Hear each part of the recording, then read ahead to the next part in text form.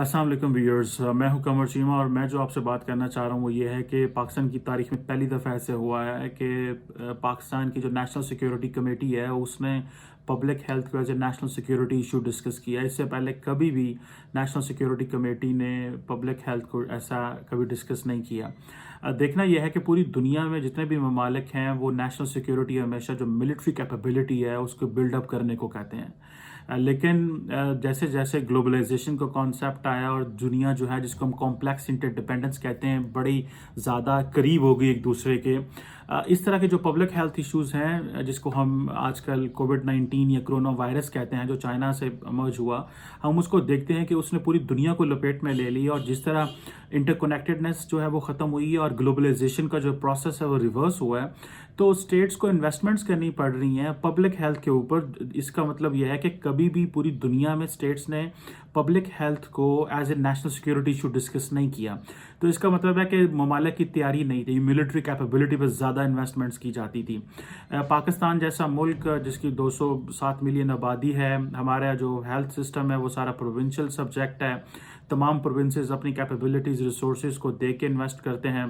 पूरी दुनिया में जिस तरह लॉकडाउन हो रहे हैं, हम भी किसी से जारी बात है उतनी कैपेबिलिटी नहीं रखते कि हम 22 करोड़ लोगों के लिए इतने रिसोर्सेज रख सकें। सो पाकिस्तान को क्या करना चाहिए? पाकिस्तान को जो नॉन ट्रेडिशनल सिक्योरिटी है जिसमें एनवायरमेंटल इश्यूज हैं और पब्लिक हेल्थ इश्यूज हैं, उसके बाद इकोनॉमिक क्राइसिस हैं, मेरा ख्याल है कि ये सारी की सारी चीज़ें नेशनल सिक्योरिटी कमेटी का हिस्सा होना चाहिए। जिस तरह पाकिस्तान में मिलिट्री ने, आर्मी ने इकोनॉमी को as a non traditional security threat as a challenge लिया है, क्योंकि पाकिस्तान के अंदर पॉलिटिकल स्टेबिलिटी आ चुकी है, पाकिस्तान के लॉ एंड ऑर्डर सिचुएशन बेहतर है। तो हमारे जो आर्मी चीफ हैं जनरल बाजवा साहब, उन्होंने नेशनल डेवलपमेंट काउंसिल के वो मेंबर हैं ताकि जो चाइना पाकिस्तान इकोनॉमिक कॉरिडोर जैसे बड़े स्ट्रेटेजिक प्रोजेक्ट्स हैं उनका आइंदा के लिए, उनकी प्रोटेक्शन के लिए मिलिट्री उसका हिस्सा बन सके। सो मुझे ऐसे लग रहा है कि आइंदा कुछ आने वाले अरसे में पाकिस्तान को लॉन्ग टर्म प्लान बनाना पड़ेगा और पब्लिक हेल्थ को as a national security issue देखना पड़ेगा। अदरवाइज और हमें अपनी जो नेशनल सिक्योरिटी की जो डेफिनेशन है उसको भी बदलना पड़ेगा और मेरा ख्याल है इसके लिए सारी की सारी रीस्ट्रक्चरिंग होगी। मरकज और जो सूबे हैं उनको दोबारा नेशनल फाइनेंस कमीशन को रीड्रॉ करना पड़ेगा। मरकज़ और सूबों को जो अपनी काउंसिल ऑफ कॉमन इंटरेस्ट की जो मीटिंग्स हैं वो दोबारा होनी चाहिए और ये डिस्कस करना चाहिए कि किस तरह इस को आगे लेके चलना है। और दूसरा, क्या सूबों को ज़्यादा पैसा चाहिए? ये चीज़ें मरकज़ को अपने नेशनल सिक्योरिटी प्राइमरीली, क्योंकि मरकज़ के कंट्रोल में होता है, फेडरल गवर्नमेंट के कंट्रोल में होता है, तो इसको कैसे लेके जाना है। इसी तरह अगर देखा जाए, हम तो इसको करने की कोशिश करेंगे और अल्लाह का शुक्र है पाकिस्तान में कोविड-19 के इतने ज़्यादा पेशेंट्स नहीं है जिस तरह पूरी दुनिया में ये वबा फैली, जिसको WHO वर्ल्ड हेल्थ ऑर्गेनाइजेशन ने पेंडेमिक कहा है। सो पाकिस्तान को ये चाहिए कि जिस तरह सार्क का इजलास प्राइम मिनिस्टर मोदी ने बुलाया, जो कि कश्मीर के इशू में तो सार्क का इजलास नहीं बुलाते थे, लेकिन खैर उन्होंने बुलाया और उन्होंने कहा जी $10 मिलियन हम एक पब्लिक फंड क्रिएट करते हैं सार्क के लिए। तो देखना चाहिए कि इंडिया जो तकरीबन पिछले 10 सालों में $100 अरब अपनी नेशनल सिक्योरिटी मिलिट्री बिल्डअप पे लगा चुका है, तो वो पब्लिक हेल्थ इशू के ऊपर सार्क के लिए $10 मिलियन दे रहा है।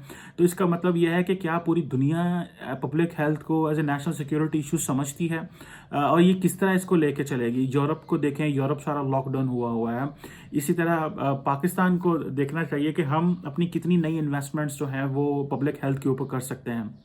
मीनवाइल यूनाइटेड नेशंस और यूएन सिक्योरिटी काउंसिल को इसको डिस्कस करना चाहिए कि किस तरह पब्लिक हेल्थ इमरजेंसीज जो हैं वो एक नेशनल सिक्योरिटी थ्रेट है पूरी दुनिया में। और हमारी जो नेशनल सिक्योरिटी कमेटी है, हमारी जो पार्लियामेंट है और हमारी जो गवर्नमेंट है, इसको थोड़ा फोरफ्रंट पे होकर फैसले करने हैं कि आइंदा आने वाले दिनों में हमने नेशनल सिक्योरिटी को कैसे रीडिफाइन करना है। और नेशनल सिक्योरिटी सिर्फ मिलिट्री बिल्डअप या आर्म्स बिल्डअप नहीं है, नेशनल सिक्योरिटी अवाम की सेहत से भी मुंसलिक है। अगर एनवायरमेंटल इश्यूज, एनवायरमेंटल क्राइसिस आते हैं तो उसको भी हमने देखना है और उसके लिए भी इन्वेस्टमेंट्स आज करनी पड़ेंगी।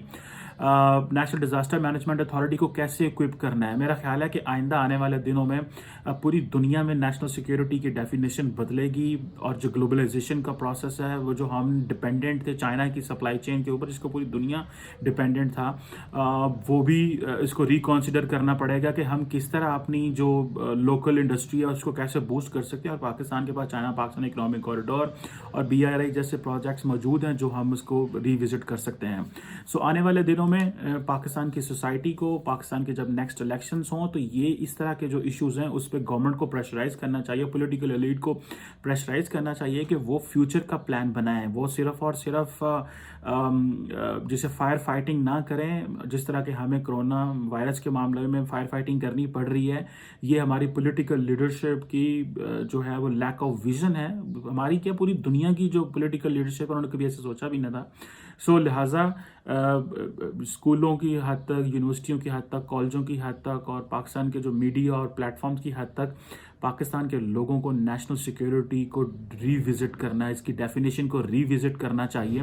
اور مجھے امید ہے کہ جس طرح نیشنل سیکیورٹی کمیٹی نے اس کو ڈسکس کیا، آئندہ جب نیشنل سیکیورٹی کمیٹی کا اجلاس ہوگا تو اس کو as a long term strategy Pakistan کے نیشنل سیکیورٹی فریم ورک میں اس کو دیکھا جائے گا۔